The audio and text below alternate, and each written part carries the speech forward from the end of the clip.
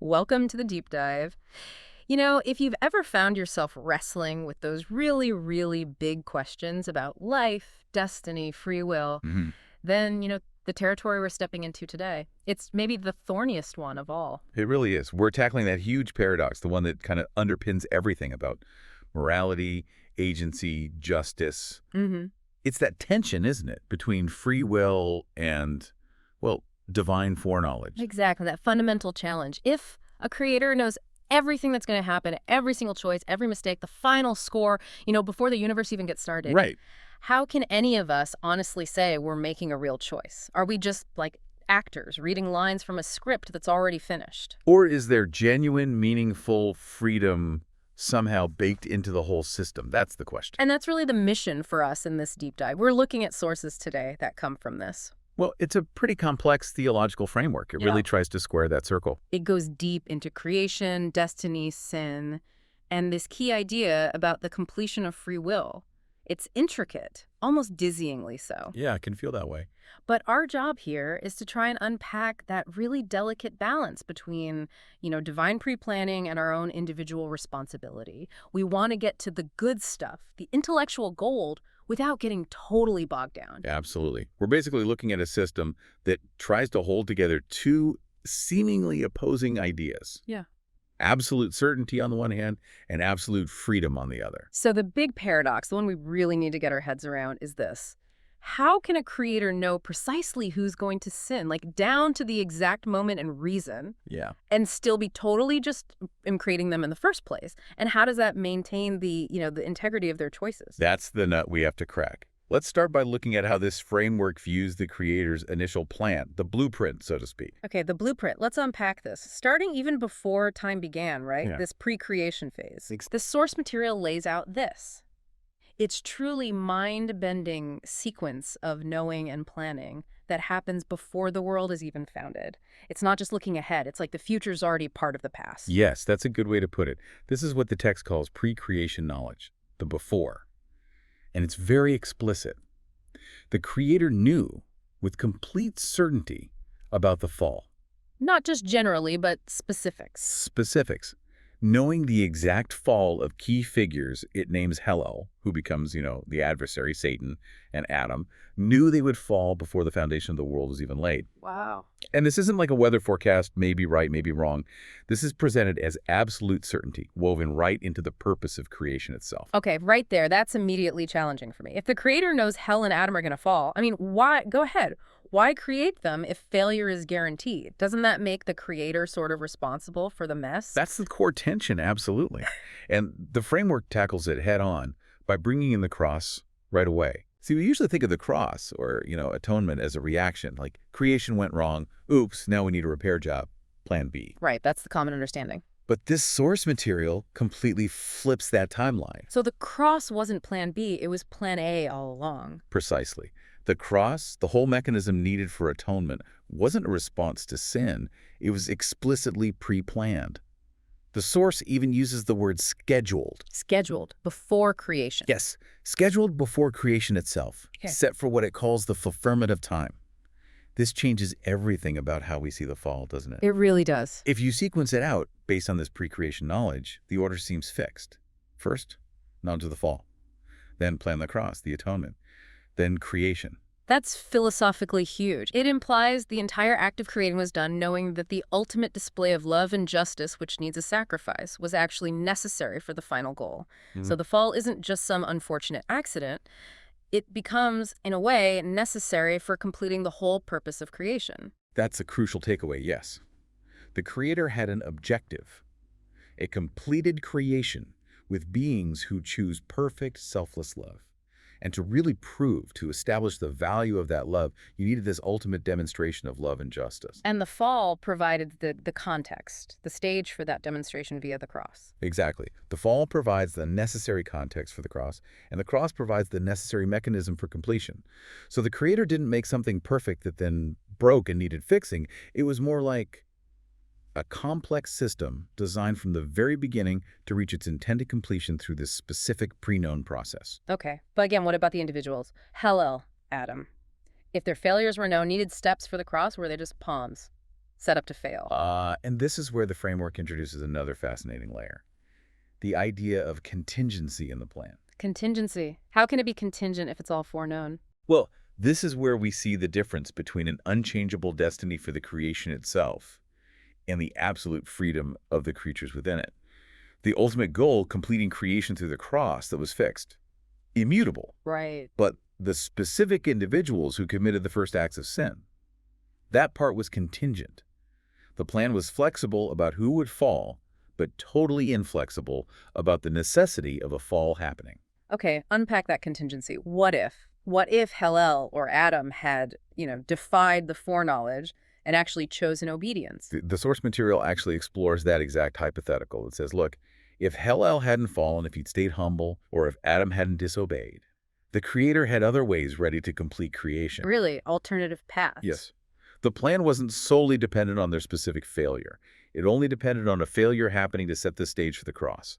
In Hillel's case, if he'd chosen differently, the Creator would have either used a different path entirely, or, and this is key, would have simply placed a different creature in that necessary position to allow the conditions for the cross to arise.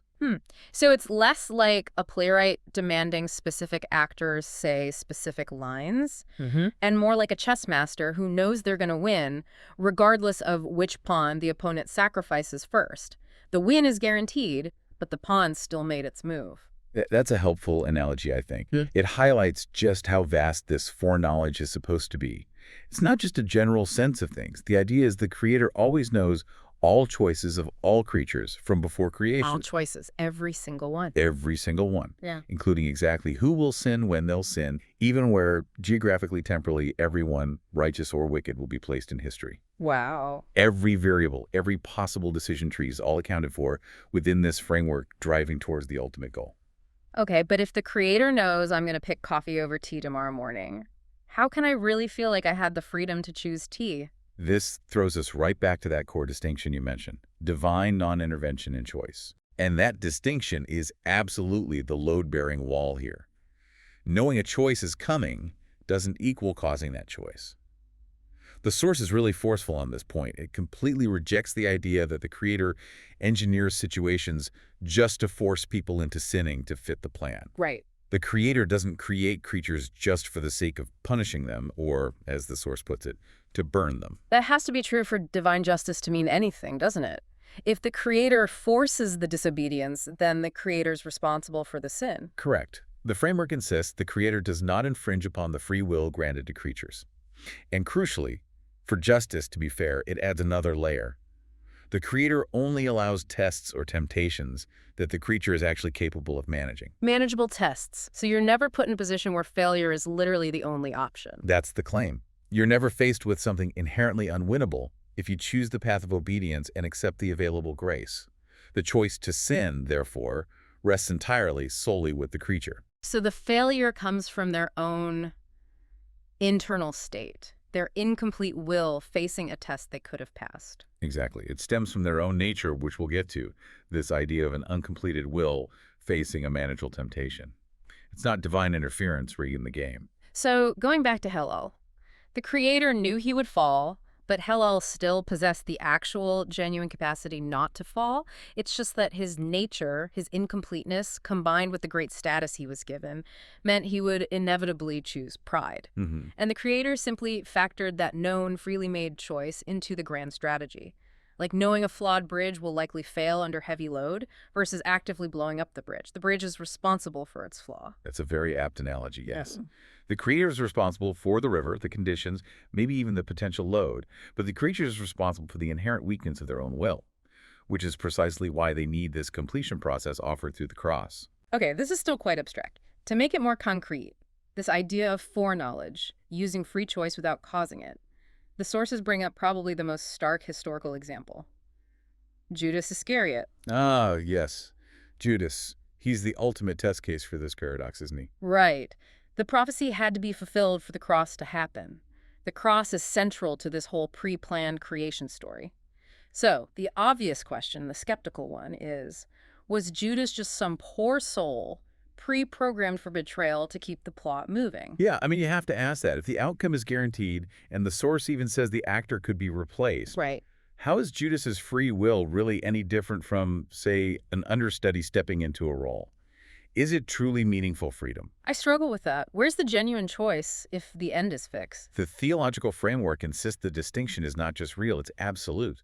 The Creator does not make Judas sin. Judas chooses to sin. And the sources give reasons for his choice. They do. They point to his character flaws, that he was a thief, acting out of personal greed, wanting those 30 pieces of silver. It was his motivation, his desire. The Creator merely uses that free choice, that freely chosen moral failure, to bring about the greater pre-planned purpose. So that's the razor-thin distinction, isn't it? Judas was theoretically completely free to say no to the money, to stay loyal. But the Creator, knowing his existing greed, his incomplete will, knew that in that specific situation, at that specific time, he would choose betrayal. The sin was Judas's, but the utilization of that sin was divine. Absolutely. Think about it like this. The outcome, the cross, was guaranteed. The Creator ensured that event would happen. Okay. But the identity of the person doing the betraying was, in a sense, secondary. Yeah.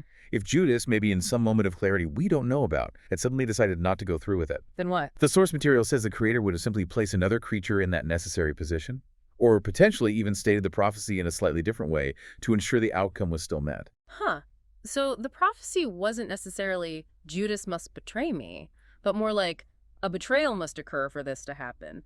And Judas, through his own choices, basically raised his hand for the job the Creator already knew needed filling. That's a way to conceptualize it, yes. The outcome was fixed, but the specific individuals acted freely. And because they acted freely, they were held entirely responsible for their crimes. So their choice to betray or deny or crucify, it was a real sovereign choice they made based on their own hearts against whatever light or knowledge they had. Correct. As you mentioned earlier, the Creator uses the creature's will to fulfill the divine plan. The creature isn't using the divine will to achieve their own ends.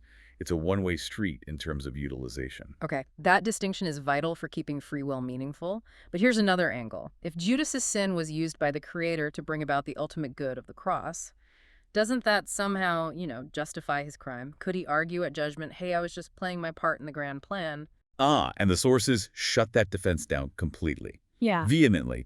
The fact that the Creator uses a crime does not justify the crime. Okay. That would slide into moral relativism, which this framework utterly rejects. The moral responsibility stays squarely with the person making the choice. The creature who commits the crime is still judged for that specific act, and the consequence mentioned is death. So the creature's intention matters. Judas's intention was selfish, greedy.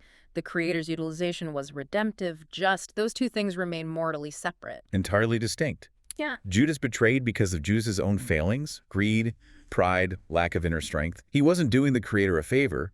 He was exercising his incomplete, flawed will, and the Creator, being omniscient and omnipotent, simply incorporated that negative choice into the perfect execution of the plan. It's a system trying to hold both things true at once. Genuine agency and absolute certainty. That's the elegant, if complex, resolution it proposes. The Creator doesn't override the free will, granted. Free will remains intact. But its consequences, both good and bad, are managed, incorporated, and utilized within this all-encompassing divine strategy. Okay, but this leads us to what feels like the ultimate moral hurdle. If the Creator knew the cost, the suffering, the failure of creatures like Hillel, like Judas, why create them? Why bring beings into existence knowing they will fail and, according to this framework, face eternal consequences? That's the toughest question, isn't it? And the answer the sources give ties directly back to this idea of the completion of creation.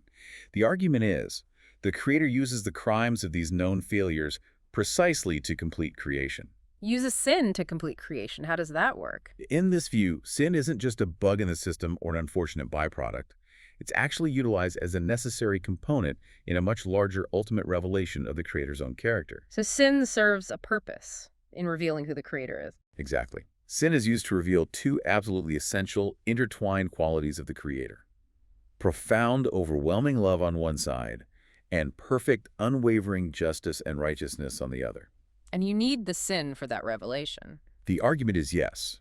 Without the dark background of rebellion, disobedience, cosmic failure, The full depth and brilliance of divine love and divine justice couldn't be fully seen, appreciated, or understood by the creatures who ultimately choose obedience. Okay, let's break that down. How does sin reveal, say, love through justice? The framework explains it this way. The Creator protects the creatures who are oppressed or hews righteousness by ultimately consigning the oppressive, sinful creature to the final consequence described in the text as the lake of fire. Right. Now, that act of judgment isn't presented as just, vindictive punishment. It's framed as an act of proactive love towards those who are harmed or oppressed by the sin. It establishes a final, unwavering moral order where cruelty and self-interest don't win in the end. Okay, so justice for the wicked is actually a form of mercy or protection for the righteous. Makes sense. But how does the cross fit into the justice side of things? Isn't that more about love and mercy? But it's presented as the ultimate display of justice, too. Justice through atonement. The idea is that sin, as a violation against infinite love and goodness, incurs an infinite debt. For absolute righteousness to be maintained, the Creator can't just ignore that debt or sweep it under the rug. The price must be paid. And the only acceptable price for violating infinite goodness was The Creator's own self. the Creator's own self, paid on the cross. This demonstrates that the moral standard is so absolute, so unbreakable, that even the Creator adheres to it through the ultimate self-sacrifice. Yeah. The Creator isn't saying, do as I say, not as I do. It's the law is absolute and I myself will pay the cost to uphold it. The ultimate non-hypocrisy. Exactly. And the intended outcome of this whole vast cycle creation, the foreseen fall, the display of justice, the atonement through the cross is for the creatures who witness it all. The ones who remain, the completed ones. Yes. For them to fully grasp both the terrible severity of disobedience and the incredible, boundless extent of redemption. They then freely choose to abandon sin, not just because they're told to, but because they've seen the consequences and they've seen the cost paid. And that deep, experiential understanding, that informed choice, that's what leads to the completion of creation. A universe filled with beings who choose perfect, loving obedience because they fully get it. That's the picture painted. They've seen the alternative demonstrated ultimately through the cross. Okay, but this whole system, for it to be just, it really hinges on fairness, doesn't it? If the Creator is managing everything, setting the stage, knowing the outcome, how do we know our individual test, our trial, is actually fair? Which brings us to this idea of fairness in judgment and context. Yes, and this is a critical safeguard built into the philosophy here. The system claims fairness precisely because the Creator controls the input variables for each individual. Specifically, the Creator controls the strength, the intensity of the temptation each creature faces. It ensures that creatures only receive tests they can actually manage. Manageable tests, we touched on that. Right. So if a creature fails, the reason isn't the test was impossibly hard. The reason, according to this framework, is that they chose to reject the grace that was available to them to pass that manageable test. But hang on, temptation, opportunity, they vary wildly across time and place, right? Someone born today with smartphones and infinite information faces totally different struggles than someone, say, 2,000 years ago in poverty and ignorance.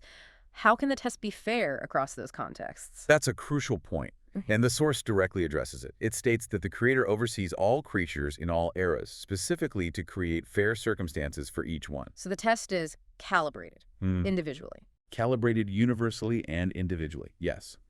Someone born into a time of great spiritual understanding or knowledge is judged according to that light. Someone born into a time of deep historical darkness or oppression is judged only against the manageable temptation presented to them within their specific context. The judgment is relative to the opportunity and knowledge they were given. Okay, that has huge implications for us right now, doesn't it, as listeners? Absolutely. It means, because of this divine calibration, this careful tailoring of temptation and context, you can't stand at the final judgment and say, well, it was my environment, it was my upbringing, it was the era I lived in. Exactly. That excuse is removed from the equation. The framework dictates that your environment, your time, your culture, those were the precise, necessary conditions for your specific, tailored test. So the judgment becomes purely about the individual choice made within those tailor-made circumstances. Purely about the choice. You can't blame the stage. You can only account for your performance on it. Wow. That's heavy. It puts all the responsibility squarely back on the individual's choice, no matter their external situation, suffering, or privilege. The context is set by the Creator, but the capacity to choose grace within that context is supposedly universal. And this reinforces the idea that the core inner choice is somehow fixed, or at least known. The source even says that a creature predestined for salvation, it uses Paul as the example, or predestined for destruction, using Judas, remains in that category regardless of when they are born. Whether 6,000 years ago or 6,000 years in the future. Doesn't matter. Their essential choice, their response to grace, is the same. All those choices, it says, are already recorded in the book. The time and place are just the stage setting for manifesting the choice that specific soul was always going to make freely. Okay, so we've got foreknowledge, divine utilization, manageable tests, fairness, and yet creatures still fail. Hillel failed, Adam failed, Judas failed. Why? If the test is manageable and grace is available, why choose failure? This seems to force us to really define the root problem, this concept of incomplete free will. Yes, this is maybe the most fundamental piece of the puzzle in this whole framework. What is an uncompleted creature? The definition given is stark. It's a creature whose free will, if given enough time or enough extension or faced with strong enough factors, Will inevitably sin. will inevitably sin. It's framed not as a question of if they will fail, but when. But why? Why is that inevitability supposedly built in? Why must an uncompleted will eventually sin? The reasoning is because the creature lacks its own internal self-generating source of perfect love and righteousness.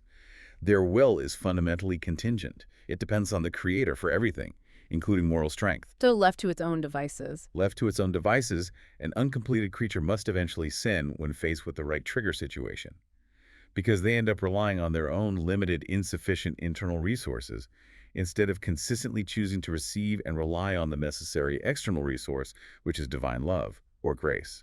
They simply don't have the ultimate staying power needed to choose obedience all the way to the point of self-sacrifice.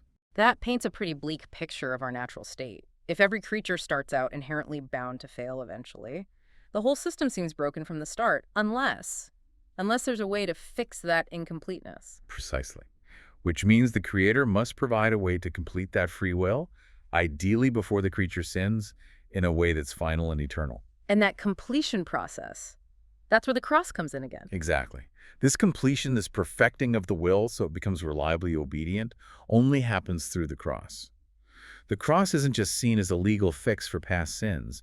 It's the actual catalyst for the creature's internal transformation. It's what shifts their will from being inherently shaky and contingent to being absolute and reliable in its choice for obedience. Okay, so what does this completion actually look like in practice? What's the standard? How does the Creator know a will has been perfected? The standard is described as absolute total commitment, and it's defined by the ultimate limit of obedience, the willingness to sacrifice one's own life. Loving God and loving your neighbor to the point of death, that's presented as the verifiable, measurable standard of truly following the commandment. And if a creature reaches that point, demonstrates that willingness, once that ultimate commitment is shown, the Creator acknowledges it as fulfillment, grants resurrection, and that perfected will is secured for eternity. that's an incredibly high bar, loving to the point of death. But the sources also argue that from the Creator's viewpoint, this sacrifice of life or death is almost insignificant. Why would they say that? It sounds harsh, but the logic follows from the premise of creation.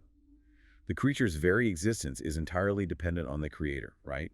Non-existent before creation. Exactly. So the Creator can resurrect or even recreate them at will. Therefore, the creature's physical life, in the grand scheme of things, holds less intrinsic value than the value of their demonstrated obedience. So the focus isn't on just keeping the creature alive temporarily? No. The focus shifts entirely to the eternal verification of their submission. The creature has to prove, by being willing to give up everything, including their own life, that they have truly chosen love and obedience to the absolute maximum limit possible. But wait. We just established that an incomplete will must eventually sin. How can that same incomplete will possibly, through its own effort, reach this absolute standard of loving to the point of death, it sounds like? Like asking someone who can't swim to cross the ocean. A rigged game. You've hit the core paradox again. And that apparent contradiction is exactly what necessitates the role of grace. You're right, the creature cannot keep the commandments perfectly through sheer self-effort. Impossible odds. Impossible. The commandments, which the source defines beautifully as love itself, reflecting the Creator's own heart and will, they are only keepable through grace. Okay, so grace is the enabling power. The creature has no inherent self-powered love generator inside them. None whatsoever. Love, true obedience, it has to be derived externally. It only flows from receiving and accepting the Creator's love. Our moral success, our ability to obey, is entirely dependent on receiving and channeling that divine essence. So it creates this kind of essential loop, doesn't it? You're required to obey to this ultimate standard, but you can't do it on your own. You need grace to obey. But to truly receive and activate that grace, you need the willingness to obey to the ultimate standard, the willingness to sacrifice everything. Exactly. And how do you get that willingness? How do you love the Creator that much? It has to come back to the cross. It has to come back to the cross. Only by knowing and believing the infinite sacrificial love shown on the cross can the creature possibly be motivated to respond with enough reciprocal love to obey the Creator, even to the point of death. So the cross provides both the motivation, seeing the depth of love, and the actual power, the grace to meet the standard. It bridges the gap. It's the vital link. It bridges that chasm between our incomplete will and the absolute standard required for completion. And that neatly explains why the system is designed so that nobody can boast about their own achievements, right? Absolutely. If you succeed, if you obey, if you love, it's entirely the result, the fruit of the grace you received. It's not your own inherent strength or goodness. The moment you boast, you fundamentally misunderstand where the success came from. And yet, even with this whole system in place, the manageable test, the cross demonstrating love, the grace available, creatures can still say no. Yes, that final exercise of free will remains. The choice to accept or to reject this offered grace. If the test is fair and the power is available, what is going on inside a creature who refuses? Why refuse the path to completion and life? The sources describe it as the ultimate assertion of self-will. It's an inherent, stubborn refusal deep down to fully submit. It's choosing personal greed or personal ambition or personal comfort over the Creator's will. Clinging to the self, essentially. Clinging to the incomplete self. Choosing their own perceived righteousness, maybe, or their own desires, rather than the total surrender that's required. The source says those who refuse grace simply lack the will to submit. They prioritize their temporary self over the eternal life being offered. And the inevitable consequence of that final, free, deliberate choice to reject the only path to completion is that they remain unable to overcome temptation, even manageable temptation. Well, they lack the necessary power. Which ultimately leads to them being, as the source puts it, cast into the lake of fire. Not because they were made for that end. No, never because they were made for it. But because they freely rejected the only way to avoid it, the only path to perfection. And to really understand that mechanism of rejection, that fatal act of the incomplete will choosing itself, we really have to circle back to Hellel, the original example, the one whose fall kicked this whole foreseen process into gear. Right, Hellel. Created magnificent, wasn't he? The sources say more beautiful, wiser, more capable than other angels. Exceptionally gifted. Which makes his fall seem even more tragic, or even unjust. Why would such a brilliantly made creature fail? The absolute key to understanding Hellel's fall, according to this framework, lies in recognizing the source of his magnificence. It wasn't his own? Not inherently, no. Yeah. He was created specifically for a mission, and all that wisdom, that beauty, it was purely granted to him. A gift. Remember, Hellel didn't exist at all before the Creator made him. Okay. And that leads directly to his fatal mistake. Spiritual pride. He looked at the gifts he'd been given and started thinking they were just him, that he deserved them or earned them. Precisely. He mistook the grace, the unearned gift of incredible wisdom and beauty for his own inherent self-generated righteousness and ability. He forgot or chose to forget that everything he had was just a reflection of the Creator's glory given for a purpose. And instead of using that superiority to obey better, he used it as justification to elevate himself, to seek his own glory, pursue his own ambitions, to try and rise above others. And in doing so, he became Satan, the adversary. He fulfilled the foreseen potential for failure inherent in his incomplete will when faced with such great gifts. So that shift, that tiny internal shift from, I am privileged to serve this plan with what I've been given, to, I am so great, I deserve to control the plan. That's the essence of the fall. Incomplete will manifesting as pride. It's the ultimate misuse of the freedom. Granted, yes. The Creator gave the freedom. Hellel used that freedom to choose self-importance and independence over loving submission. And that choice sealed his known fate. And naturally, the sources use Hela's story as a direct warning to all other creatures, right? Since we are also recipients of grace in various forms. Absolutely. The lesson is meant to be universal. If any creature looks at the gifts they have, spiritual successes, talents, fruit produced through grace, and starts regarding them as their own inherent righteousness or their own accomplishment, They're heading down the same path. they immediately become proud. And that pride is the path to falling. Because pride is the ultimate denial of our contingency, our dependence on the giver. How does that kind of spiritual pride show up practically, like in day-to-day life for people trying to follow this path? The sources point to two main things: boasting and judgment. If a creature boasts about the results, the visible fruit of grace in their life, that's pride. Okay. But maybe even more subtle and dangerous is judging a neighbor who seems to have fewer results, less visible fruit. Comparing yourself favorably. Yes. If you use the grace you've received as a measuring stick to look down on your peers, to elevate yourself above them, you've stepped right into Hela's shoes. You're basically positioning yourself as an opponent to the Creator because you're misattributing the source of the success. Wow. That's a really powerful practical warning. You could be doing all the right things outwardly, but the moment you use that performance to judge someone else's perceived lack, you've fundamentally disconnected from the humility required by grace. You've fallen into pride. Because pride forgets. It forgets you were nothing before the Creator called you. It forgets everything good you have as a gift. The only choice that truly matters, moment by moment, is accepting that contingency, accepting your need, and receiving the grace offered through the cross. Which brings us right back around, full circle, to the actual purpose of free will in the first place. According to this, the Creator gave free will so that creatures could choose to be bound to the Creator in love. Not by force, not like robots. A freely chosen bond. And that ultimate choice to accept the cleansing, empowering sacrifice of the cross and to actively reject your own self-centered ambition and pride, that's what determines survival. That's the choice that matters. Free will is designed to be exercised in accepting the path to completion. Exactly. If the creature instead chooses to cling to their own incomplete will, their own ambitions, their own pride, their own perceived strength, that is their final, free, decisive choice against the Creator's offered love and completion. So the paradox resolves in a way.